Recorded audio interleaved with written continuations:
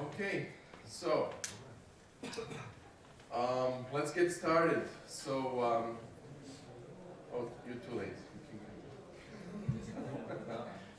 Okay, you're selling check from there. Anyways, so thank you very much for making yourself available and sticking to the very close to last session today.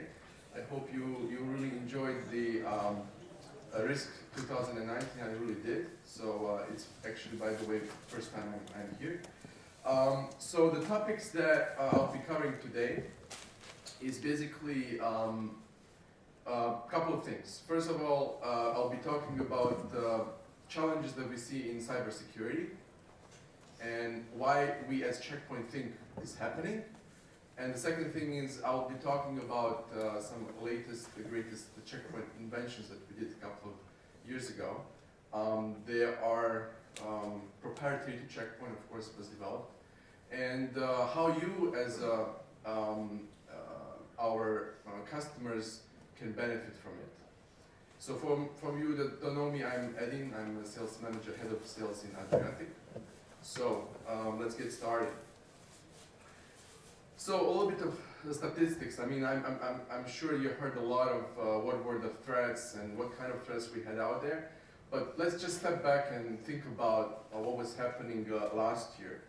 So it is very, very depressing to say that really cybersecurity facing real challenges. And we saw that 11% was more spent on security in 2018 than the year before. According to Gartner, organizations worldwide spend about $114 billion. And this year, Gartner suspects that it's going to be invested even more, to $125 billion. I just read this week that Donald Trump asked Congress to pass a bill or pass the budget for American government to bolster the security posture to $9.8 billion. So it is really, really the investment is going in the security, but the question is, are we investing the right way? So looking at the you heard about the World Economic Forum that's happening every year, and very smart people attending this event. And top three things that were discussed among was first two were natural disasters, and third thing was cybersecurity. So it's very, very hot topic nowadays. It is a board discussion, it is C-level discussion, and it doesn't matter in what verticals you are, in healthcare, in government, in utilities, anything that you're going to be proposing or providing any products and services going forward, it had to be in a secure manner. So the security will be definitely discussion. It's amazing to see that 46% of our organizations worldwide were affected. And worst of that is that 36% of all customers globally lost data. So you guys know how many people live on this earth, on this tiny earth. 7.2 billion people. And according to the statistics, 2.3 billion people were affected. So their own information was leaked in some way or the other. Top two data leakages about people. First one was in India, and I was just Googling, I was interested what is the population in India? It's 1.3 billion. So someone got into the system, actually they didn't protect their API, and they got like social security numbers of 1.1 billion people. The second company that had the biggest breach and was affecting us, and I was really concerned, because I'm staying in those hotels, Marriott Hotel. They had leakages about 500 million people. So when you go to the hotel, like in this one, you had to give your passport, your number, your credit card for reservation if you accrue certain fees, right? They can bill it. So all this was stored somewhere, and Marriott, as the biggest hotel chain worldwide, had this breach. And the rest one, like Facebook, about 80 million or something. And the list goes on and on. So, why is cybersecurity facing some real challenges? Well, One thing is, actually there are three things that we think. First one is that we're still facing the detection mentality, okay? Detection mentality meaning I want to know, or if I know that something is happening in my environment, then I'll be able to stop it. So a lot of organizations, they have these different capabilities to see what's happening in the environment, but if they don't have this red button, right, to say stop, we have to stop this attack, it's useless. So if you believe that detection is the mechanism to stop these attacks, then you are in a wrong business. That's the first deception. The second one, we believe, according to all analysis that we did, last year we were talking about generations of verticals of attack. So we talked about, in early 90s we had Gen 1 antivirus, then in mid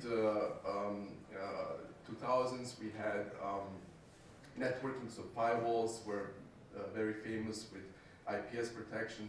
The Gen 3, we talked about attacks in different vectors, such as applications. So in 2010, we saw a lot of increase of applications, so we have to protect those. So it's Gen 3. Gen 4, it's polymorphic, so it's protecting you something that we don't know.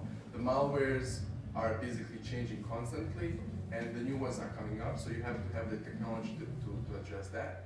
And then the fifth generation is basically Gen 5, it's a mega attack. We saw widespread, very quick, in like 5-6 days, was affecting globally, like NotPetya, WannaCry.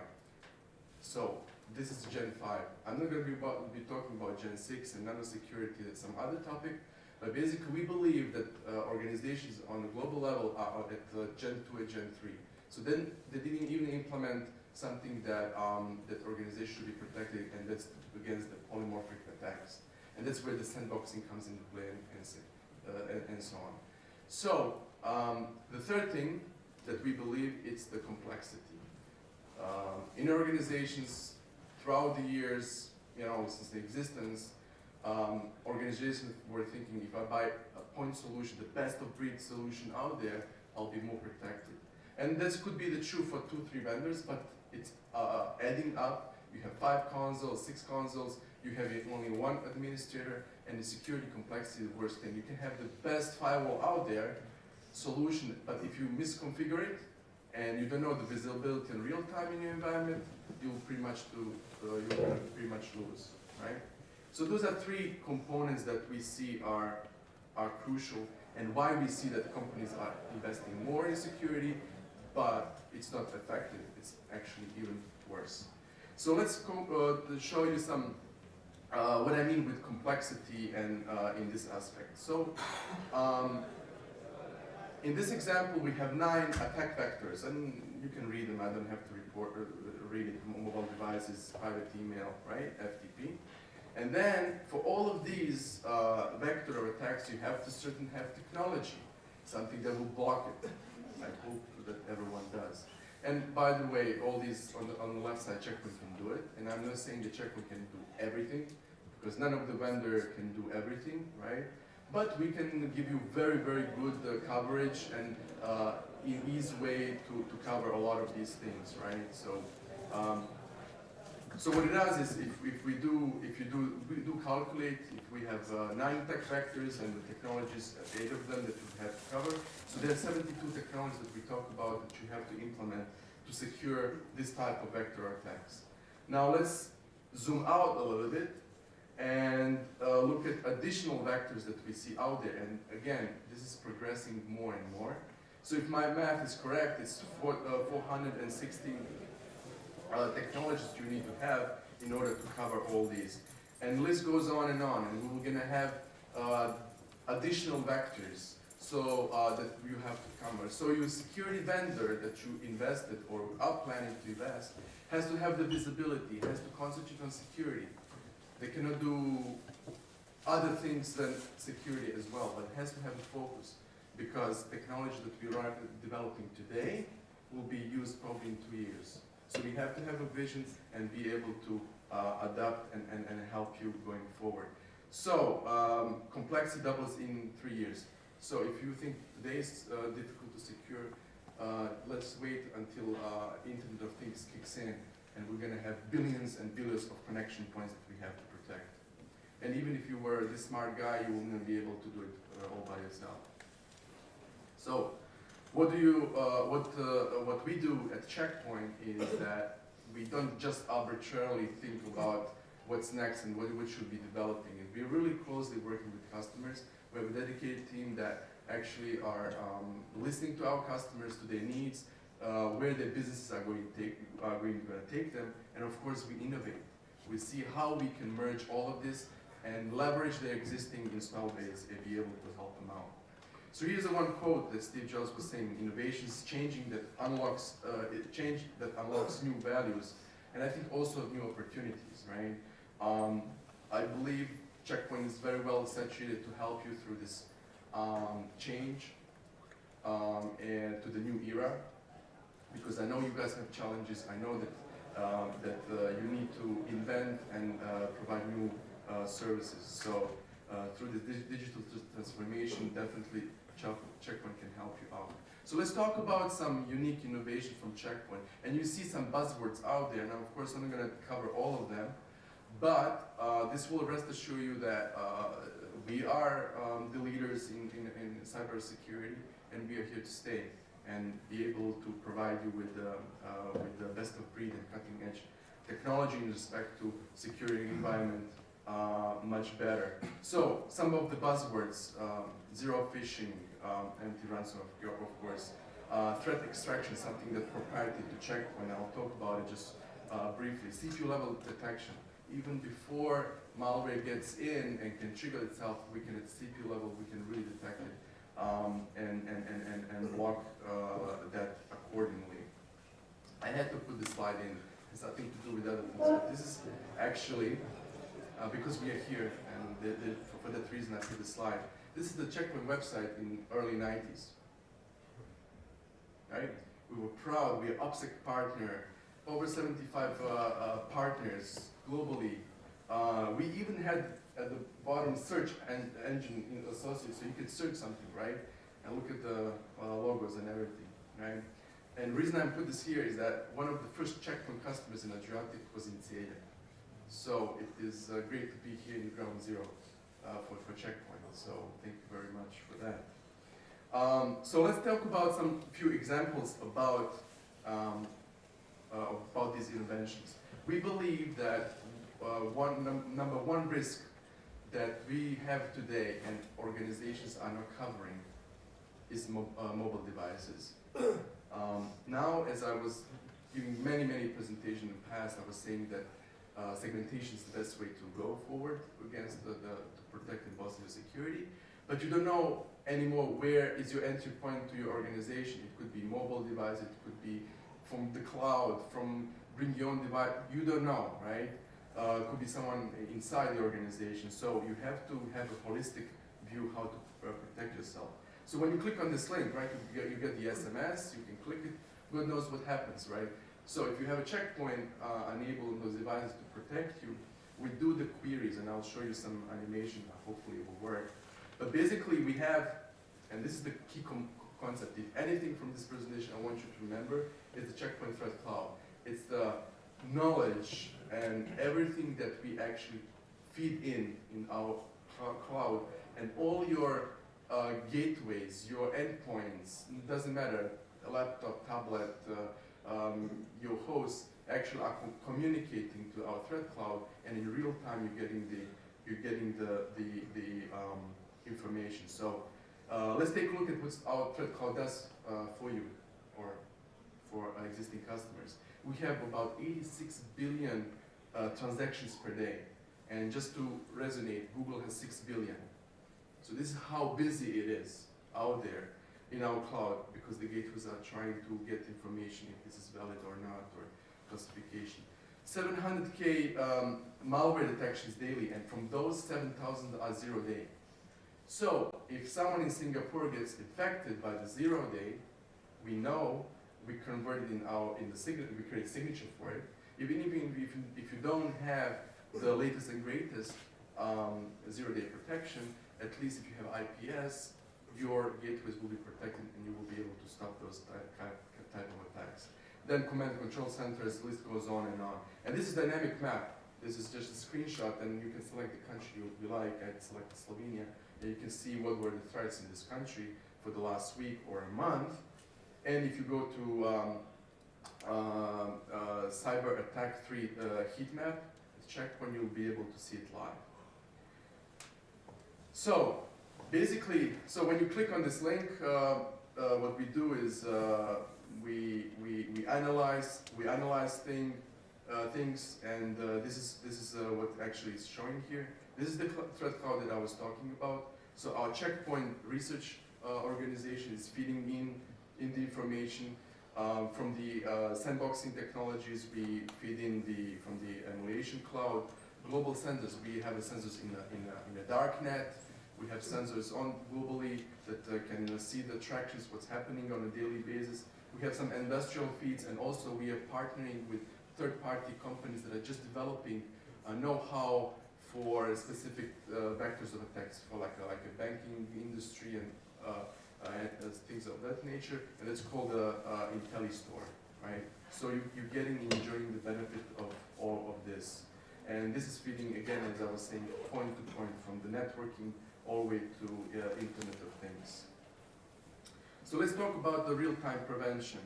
And this is something very, very innovative. And I don't think it was talked about much, but it's something unique, and I think it will definitely help you going forward. So what this threat extraction technology does is that it provides you with 100% accuracy with the document that you want to emulate and see if there's something malicious happening with it. You probably heard that even now a piece of malware can be hidden in pixels. So you get a picture, you think it's not malicious, but you get 5 pictures. It can actually trigger the malware on your system, and you have to have the technology that will help you do this. And how we do it? Basically, you get the document, and what we do, we strip down everything that's on the document that you shouldn't have, like micros and things of that nature that malware uses to trigger itself. And when we convert it in PDF, so you get it real time. Let's say you need to submit an order or payment to some organization, and you have to wait like 5 minutes for the document to get in. With Checkpoint, you'll get the real time, yes, converted, and in most cases, that's only what you need. And after we emulate, and typically it takes about 2 to 3 minutes for Checkpoint, basically you can get the original document if you have to make some changes in this document. But the thing is that we don't want you to be blocked and you will not be able to use your day-to-day business because you want to be more secure. That's what it's all about.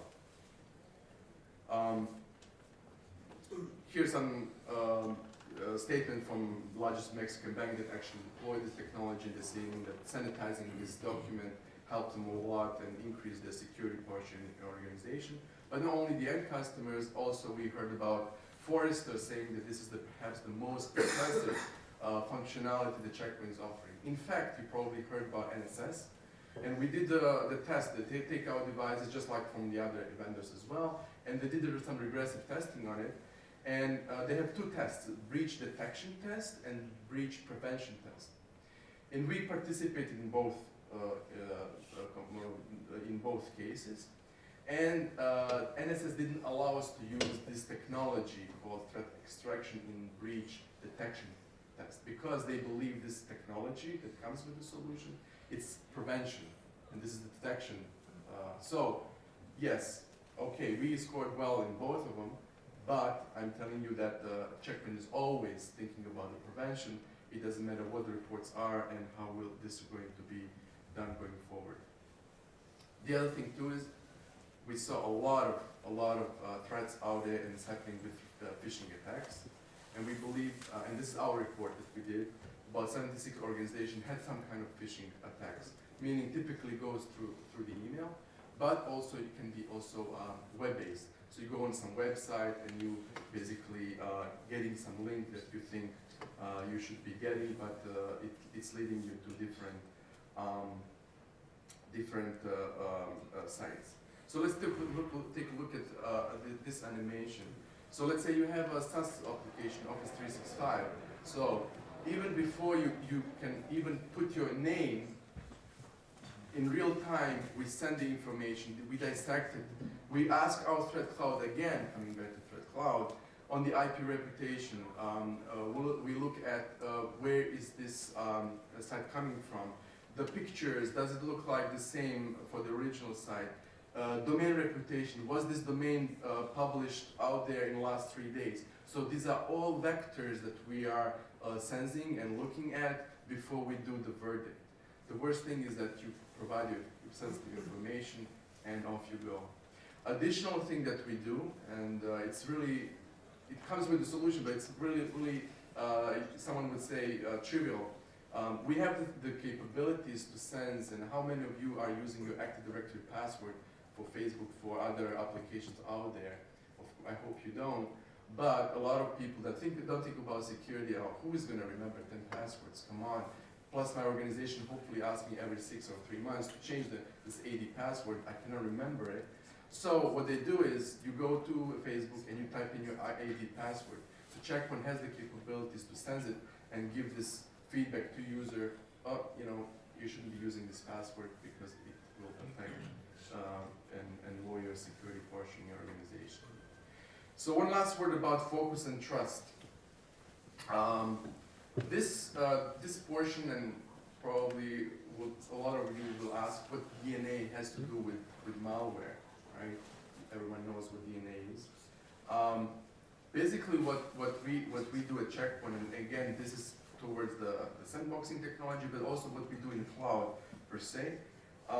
We do a lot of artificial intelligence, and we started this couple years way back, and we sensing that in this case, Nashta, which is the Trojan that was discovered in 2010, we saw certain threats and similarities of this type of malware already, and with artificial intelligence, we'll be able to feed and get the code analysis and behavior analysis, and actually at early stage, we can detect that this could be of next 0 day, and we'll be able to prevent it at its early stage.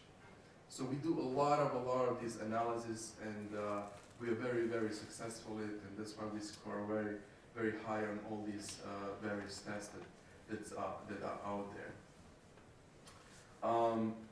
Let's talk about innovating in operational efficiencies, and as I said, complexity is the worst thing that you can have in security. It's good to know and have even sensor to detect things, but you have to have the capabilities to block it. All right, nothing against detection, don't get me wrong. You have to have that as well. But this is something that none of the other vendors out there can claim that they can give you end-to-end security solution in one management console. So very granular per user policy can give you, it doesn't matter where the security you will be placing. It will be that in SaaS, in the private cloud, public cloud, hybrid mode, will this be on-prem, wherever, right? On remote applications, you'll be able to granularly put the security in unified manner in your organization. So this is the, I think, very last slide. Let's put all these pieces together. You saw these, again, different vectors of attack. So Checkpoint has this vision, you've heard and you'll see a lot of infinity words, right? What it is, it's not a product, it's a security blueprint, I would call it, that you should follow in order to protect your end-to-end security solution. So definitely in this architecture, the threat cloud and threat intelligence is a key concept. When you invest in security vendor, you want to make sure they have this reputation, this knowledge, this know-how that will lead you and help you mitigate the risk. We talked about and mentioned about something about mobile security. We definitely have that for you, that will be able to protect your mobile devices, which I mentioned are believed to be now the weakest link. Organizations don't think that way because everyone gives access to email and private information, and especially if you bring your own device policy, then you should be thinking about security. Oh, I cannot install anything because their device, I'm sorry, then you can say to the customer or to the user, if you want to have a corporate data on it, you have to have security. If you don't, then you cannot get an email, right? So So it's trade-off. But you should keep in mind the security function. Then we talk about the SandBlast agent, SandBlast family on the endpoint, being able to help you on the endpoint with the latest greatest threats. Everything should be managed centrally. Traditional, where the checkpoint sweet spot was the perimeter data center security. We have this know-how as well. And then last piece of the puzzle, in Adriatic, it's slowly coming. We'll see it coming. Not yet fully embraced, but at the cloud. Checkpoint last year acquired a new company called Dome9. Actually, this company that was, I think, one of the biggest innovators from last year that's on the board. It was actually a guy that left Checkpoint 5-6 years ago, had this idea, developed this product, and for $175 million, Checkpoint acquired his technology. Now he works back to Checkpoint. It was born in the cloud, so if you have multiple clouds that you're utilizing, Azure and others, this technology can help you prevent and give you big visibility where the application is going, what our users are using, and who is going where and what. So we'll be able to protect you in that sense as well. With that, I hope I have 3 minutes that I covered most of it. If you have any questions, feel free to ask. If not, I wish you well for the rest of the day, and I hope I see you next year as well. Thank you very much.